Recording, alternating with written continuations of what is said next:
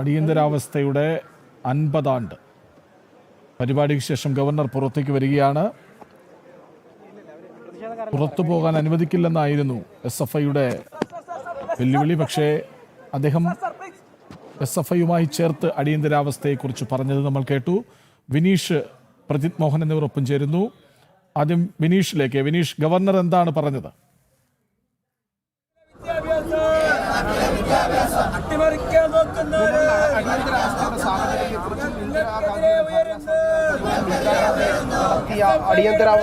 പ്രജിത്ത്,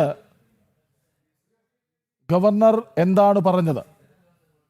കൃഷിരാജ്, ശക്തമായ ഒരു സന്ദേശം തന്നെയാണ് ഗവർണർ ഇപ്പോൾ നൽകിയത്. അടിയന്തരാവസ്ഥക്കാലത്ത് അനുഭവിച്ച വിഷയങ്ങളെ കുറിച്ചും അന്ന് കമ്മ്യൂണിസ്റ്റ് പാർട്ടികൾ രാജ്യത്തെ ജനാധിപത്യ സംവിധാനത്തെയൊക്കെ അല്ലെങ്കിൽ അതിനെതിരായി നിന്ന ചില നിലപാടുകളെ കുറിച്ചും ഒക്കെ ഗവർണർ വലിയ വിശദമായി ഇവിടെ സംസാരിച്ചു. അതിൽ ഏറ്റവും ശ്രദ്ധേയമായത് ഇന്ന് ഗവർണറുടെ ഈ പരിപാടി അലങ്കോലപ്പെടുത്താൻ നടന്ന ശ്രമങ്ങൾക്കെതിരെയുള്ള ശക്തമായ ഒരു സന്ദേശവും കൂടി അദ്ദേഹം നൽകിയിട്ടുണ്ട്. അദ്ദേഹം കൃത്യമായി പറയുന്നുണ്ട്, എല്ലാവർക്കും ഇവിടെ സംസാരിക്കാൻ അവകാശമുണ്ട്, ഏറ്റുമുട്ടൽ ഇല്ലെന്നാണ് താൻ വന്നപ്പോൾ തന്നെ പറഞ്ഞത്. പക്ഷേ അതിനർത്ഥം ആർക്കും കീഴടങ്ങി തരുമെന്നോ ആർക്കും വഴങ്ങി തരുമോ എന്നല്ല എന്നുള്ളത് കൃത്യമായി അദ്ദേഹം പറഞ്ഞു വെച്ചു. രാഷ്ട്രീയ എതിർപ്പ് ആരോടുമില്ല, നാം എല്ലാവരും ഭാരതീയരാണ്, എല്ലാവർക്കും സംസാരിക്കാനുള്ള സ്വാതന്ത്ര്യമുണ്ട്, വ്യത്യസ്ത അഭിപ്രായങ്ങൾ ഉണ്ടാകാം, പക്ഷെ ഒന്നും ആരെയും അടിച്ചേൽപ്പിക്കാനാകില്ല.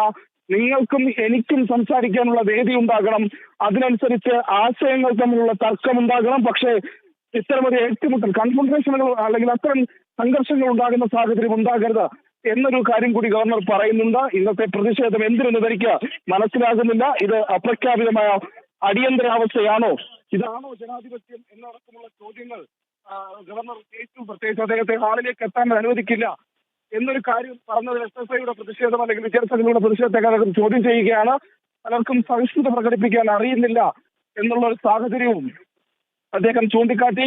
അടിയന്തരാവസ്ഥയിൽ സത്യാഗ്രഹ സമരത്തിലിറങ്ങിയ സാധാരണക്കാരുടെ വിഷയങ്ങൾ ചൂണ്ടിക്കാട്ടി അന്ന് എങ്ങനെയാണോ ഈ രാജ്യത്തിന്റെ ജനാധിപത്യം സംരക്ഷിക്കാൻ അവർ പോരടിച്ചത്, അതുപോലെയാണോ ഇപ്പോഴും വേണ്ടത് എന്ന രീതിയിലുള്ള ചോദ്യങ്ങളാണ് അദ്ദേഹം കൃത്യമായി ചോദിച്ചത്. അതായത് കൃത്യമായി ഈ ഭാരതാംബയുടെ ചിത്രം വെച്ചുള്ള ഈ പരിപാടിക്കെതിരെ നടന്ന അസഹിഷ്ണുതാപരമായ നിലപാടിനെതിരെ ഗവർണർ ശക്തമായ ഒരു സന്ദേശം നൽകിയിട്ടുണ്ട് എന്നുള്ളതാണ് ഈ ഘട്ടത്തിൽ പറയേണ്ടത്. അത് എങ്ങനെയാണ് നേരത്തെയുള്ള വിഷയങ്ങൾ ചൂണ്ടിക്കാട്ടിയാണ് അദ്ദേഹം സംസാരിച്ചത്. എന്തായാലും അദ്ദേഹം പറഞ്ഞതിൽ ഏറ്റവും പ്രധാനപ്പെട്ട സ്റ്റേറ്റ്മെന്റ് താൻ കീഴടങ്ങി കൊടുക്കുന്ന ഒരാളല്ല എന്നുള്ളതാണ്. താൻ സംഘർഷത്തിലില്ല, അല്ലെങ്കിൽ താൻ ഏതെങ്കിലും തരത്തിലുള്ള ഏറ്റുമുട്ടലുകൾക്കും പ്രശ്നങ്ങൾക്കും ഇല്ല, പക്ഷേ ഒരു തരത്തിലും താൻ കീഴടങ്ങി കൊടുക്കുന്ന ആളുമല്ല, താൻ കോംപ്രമൈസ് ചെയ്യുന്ന ഒരാളുമല്ല, അത് തന്റെ സ്വഭാവത്തിലില്ല എന്നുള്ള കാര്യം കൂടി അദ്ദേഹം വ്യക്തമായി പറഞ്ഞു വെക്കുന്ന ഒരു സാഹചര്യവും ഇന്ന് സെനറ്റ് ഹാളിൽ ഈ പരിപാടിയിലുണ്ടായി. ഏറ്റവും പ്രധാനപ്പെട്ട വിഷയം അടിയന്തരാവസ്ഥയുമായി ബന്ധപ്പെട്ട കാര്യങ്ങൾ അദ്ദേഹം ചൂണ്ടിക്കാട്ടിയിരുന്നു.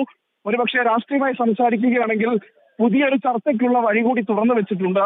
ഈ കമ്മ്യൂണിസ്റ്റ് പാർട്ടികളുടെ അടിയന്തരാവസ്ഥ കാലത്തെ പ്രവർത്തനമൊക്കെ അദ്ദേഹം ചൂണ്ടിക്കാട്ടിയുള്ള അദ്ദേഹത്തിന്റെ പ്രസംഗം, പ്രത്യേകിച്ച് ഈ ഘട്ടത്തിൽ വിനീഷിലേക്ക് വരാം. വിനീഷ്, ആദ്യം സെനറ്റ് ഹാളിലേക്ക് പ്രവേശിക്കാൻ അനുവദിക്കില്ലെന്നായിരുന്നു SFIയുടെ വാദം. പിന്നീട് അകത്ത് കയറിയപ്പോൾ പുറത്തിറങ്ങാൻ അനുവദിക്കില്ലെന്ന വെല്ലുവിളിയായിരുന്നു.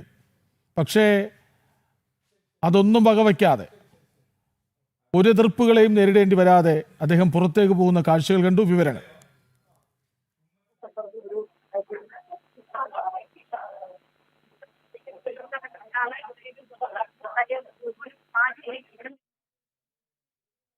വിനീഷ്,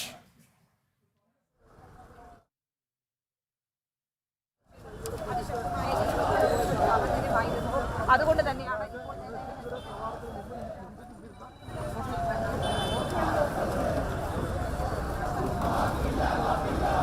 ഇന്നത്തെ പ്രതിഷേധം എന്തിനെന്ന് മനസ്സിലാകുന്നില്ല. ഇത് അപ്രഖ്യാപിത അടിയന്തരാവസ്ഥയാണോ അതോ ജനാധിപത്യമോ? ഗവർണറെ ഹാളിലേക്ക് എത്താൻ അനുവദിക്കില്ലെന്ന് വെല്ലുവിളിക്കുന്നു. സഹിഷ്ണുതയില്ലാത്തവരായി SFI മാറുന്നു. എന്തുണ്ടായാലും നിലപാട് തുടരും, ഇത്തരം അടിയന്തരാവസ്ഥ അനുവദിക്കില്ല എന്ന് ഗവർണർ പറയുന്നു. വ്യത്യസ്ത അഭിപ്രായങ്ങൾ ഉണ്ടാകാം, എന്നാൽ